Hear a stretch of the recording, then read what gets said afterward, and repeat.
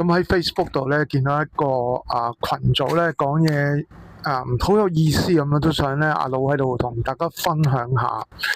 咁一啲感情嘅關係，咁佢講咧夫妻之間可能一句小説話咧就令到咧大家個關係夫妻關係咧可以好惡劣啦。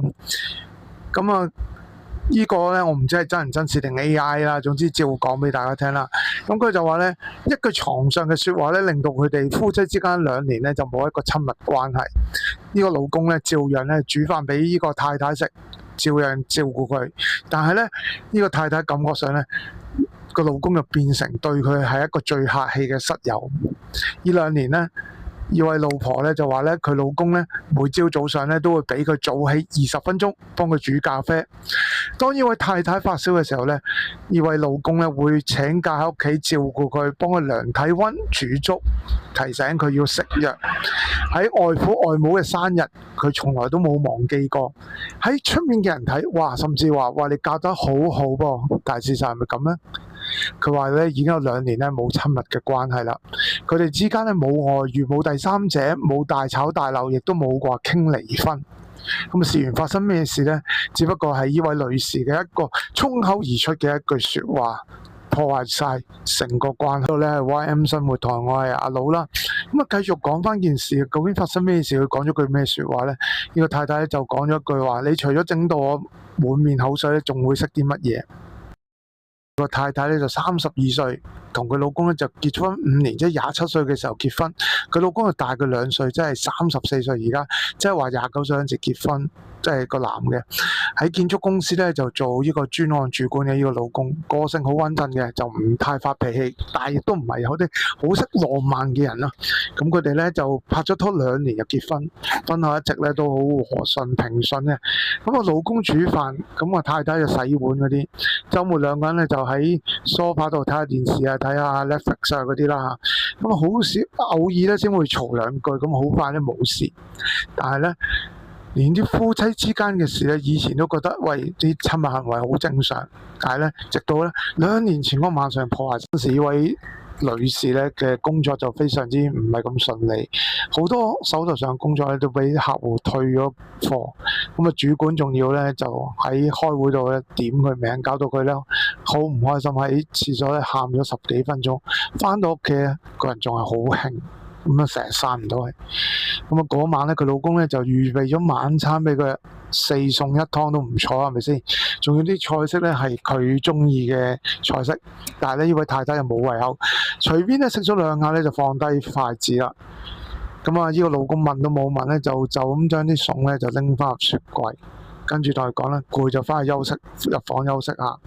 沖完涼梗係想翻上床攤唞下啦，佢老公咧就過嚟諗住攬攬佢，咁但係咧呢個太太就話當時冇心情，但係都冇推開佢嘅。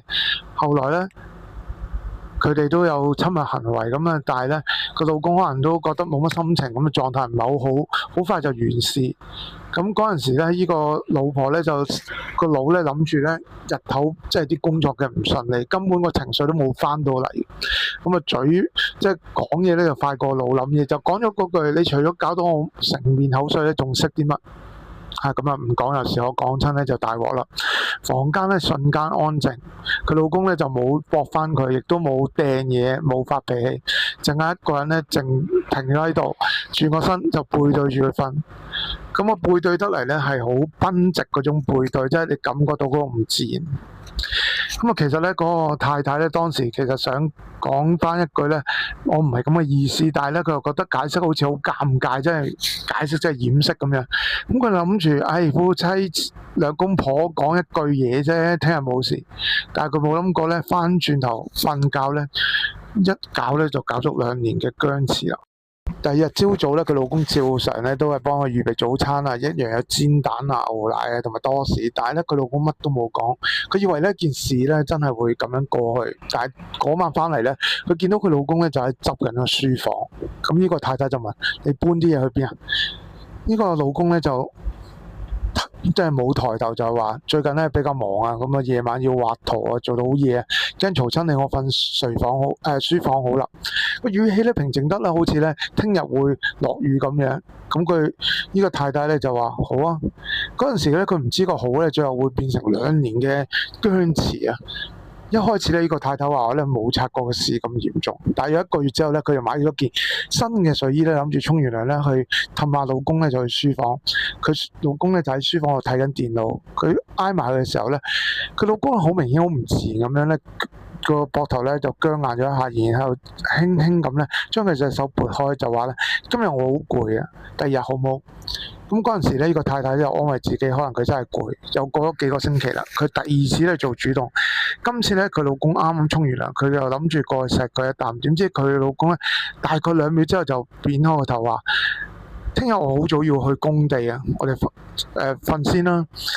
咁啊，嗰晚咧，呢個女士咧就喺呢個自己間房咧，就喺度翻來覆去，開始回想嗰句説話。佢突然間想到咧，嗰次講完之後咧，佢老公就冇點樣再睬過佢啦。咁佢咧，但係嗰陣時佢見到咧就冇諗到啲咩問題，咁啊繼續瞓。但係當佢隔日咧想去揾佢老公道歉咧，又唔知點樣講。佢想講話對唔住，我唔係嫌你，聽起嚟咧就好似有啲嫌過去咁。咁之後咧，佢又想講。你一個大男人唔係真係為一句嘢咁記仇係嘛？咁講就仲衰，所以佢乜都冇講。咁但係點知呢一拖咧就拖咗喺佢婚姻入邊咧，浪費咗寶貴2年。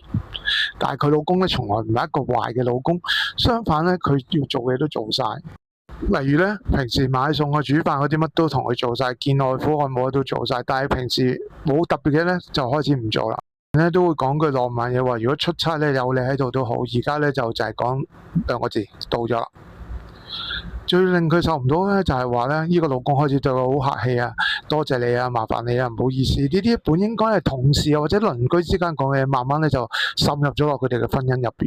一次咧，佢老公幫佢倒一杯水，咁佢順口咧就話唔該，之後佢老公話唔使。咁呢個太太拿住杯水嘅時候咧，喺原地咧企咗幾秒，佢突然間唔知道咧喺邊一日開始，佢哋客氣到好似唔似一對夫妻啊！亦都唔係咧冇試過靠近佢，每次咧想靠近佢咧就咧俾佢避開。咧發覺咧根本就唔係一個冷戰，因為如果冷戰咧佢都仲有方法去處理，嘈一場交啊、質問都好。但係呢2年咧，佢直情咧冇鬧過一句，係一句都冇。佢唔係恨佢，亦都唔係報復，佢就係將原本俾太太嗰份咧收翻埋去啫。呢個太太咧就話咧，而家驚唔係驚佢2年嚟咧都冇有親密關係，係驚佢老公係咪已經將佢咧已經喺婚姻入邊咧退開咗一半，剩翻個責任留喺屋企。有啲傷人嘅説話咧，係唔係當下有幾難聽，係啱啱打中一個唔想被你否定嘅地方。更可怕嘅咧，你第2日忘記咗聽你説話嘅人咧，就喺心裏邊咧反覆聽咗好多年。呢個太太咧，而家先知道一段婚姻最安靜嘅裂痕咧，可能唔係嘈交，亦都唔係外遇，而一個人默默為你付出，但係咧又唔問收穫嘅一句説話。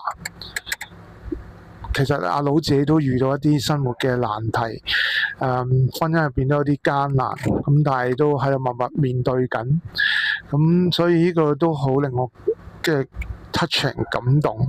希望大家嘅婚姻冇一個問題啦。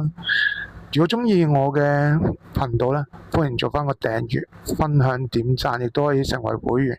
我哋下條片再見，拜拜。